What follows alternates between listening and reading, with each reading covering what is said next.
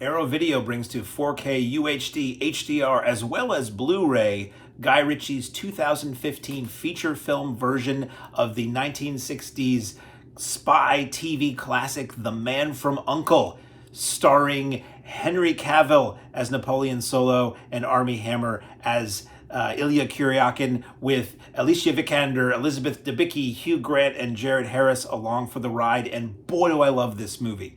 This is a movie I saw in the theater. I did not expect much. I don't always really have interest in movies based on old TV shows, but it was so much fun and so cool and so slick that I bought the soundtrack. The soundtrack is fabulous. And then I didn't really think about the movie that much. I occasionally see the soundtrack on my shelf and I'm like, oh yeah, that was a really good soundtrack. Fun movie. I watched this Arrow version again. This movie kicks ass. This movie's really good. It's really a bummer that this wasn't a success when it came out in a decade or so ago, and that it never led to more of these movies, because I gotta say, it's a really good action movie. It's a really fun, reluctant buddy cop kind of movie. The whole cast is fabulous. It looks amazing. The clothes, the cars, the sets, the music, I mean, the locations, just... This is a beautifully done film. I really, really like this. And I'm so excited, and I'm not shilling so much, is just because I remember it being fun, and seeing it again, I'm like, damn, why does nobody talk about this movie? It's really good. So let me tell you the technical specs and stuff. 4K UHD HDR, high quality, looks fabulous. Also a Blu-ray. I popped in both on the 4K TV. Honestly, didn't see a giant difference. I know the 4K TV upscales to a degree, so they both look amazing. It is English SDH subtitles, English language film. It was originally a Warner Brothers release. So the idea here basically is, it's like the old show. You have a Russian and an American agent in the early 60s during the Cold War. They're paired reluctantly together after having an armed conflict earlier in the film. Very funny, very cool action set piece there. In the whole trying to get out of, crossing from one Berlin to the other.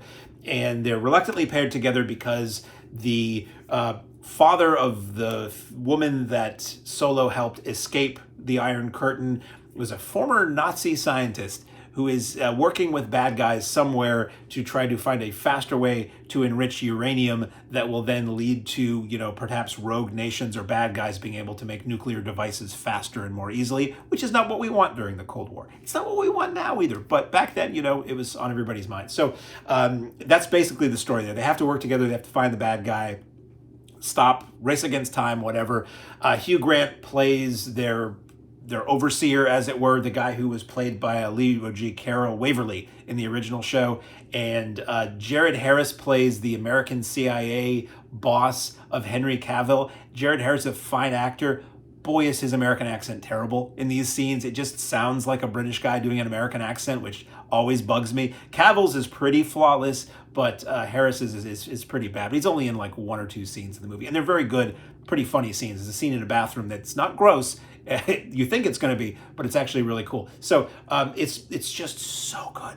The score is by Daniel Pemberton, and it's a great score that it plays on the menus, and I've been working my way over the last couple of days through all the extras on this. So that flute piece in this really funky, cool score is just burned into my brain as I'm walking around. I'm kind of humming it now because it's so catchy. It's a great recreation of the era.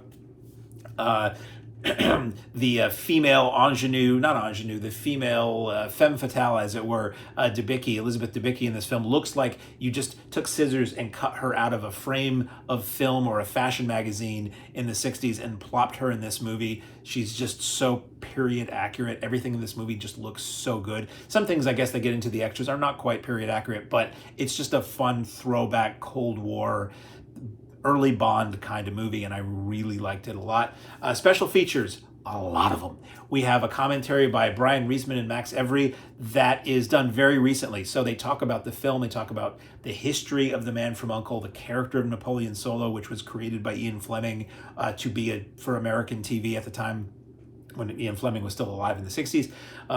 The development of this, all the original sequels. So it's like the history of the Man from U.N.C.L.E, the history of this movie, all the original twists and turns and intrigue that went to get this to the big screen. How many directors were like set to make it. Apparently Steven Soderbergh was going to make it with George Clooney at one point. All the different casting things that didn't happen. And then the aftermath of this film, how it did, what the actors have said about the film in retrospect. It's a really good commentary. I didn't know if all the stuff on this was going to be new extras or extras carried over from its original Blu-ray release, because the movie is only, not even 10 years old at this point, 9 years old.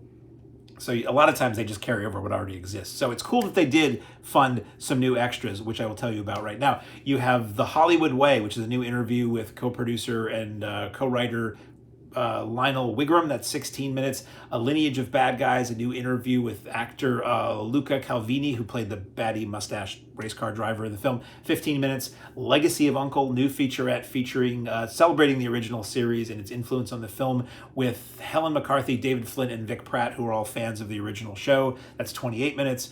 Cops and Robbers, new featurette featuring talking about Guy Ritchie's body of work with Kat Hughes, Hannah Strong, and Joss Sacco. That's 25 minutes. Spy Vision, recreating 60s cool. That's an original promo piece, home video extra, EPK kind of thing from back then. That's 8 minutes from when the movie came out. Back then, 9 years ago. A Higher Class of Hero, that's 7 minutes. That's also a vintage piece. Matisse Motorcycles, Proper and Very British, that's 5 minutes. That's a vintage piece.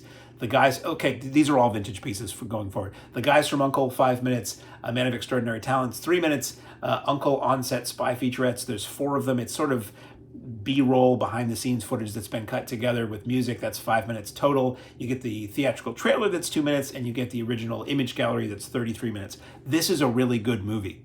This is really fun. Don't let the fact that it tanked throw you off, or that it's a TV movie, or that it's a movie based on an old TV show. It's really good. It stands on its own, and I really wish they would have made more of these. Available now, either as a Blu-ray set or as a 4K UHD HDR set from Arrow Video, is the excellent Man from U.N.C.L.E.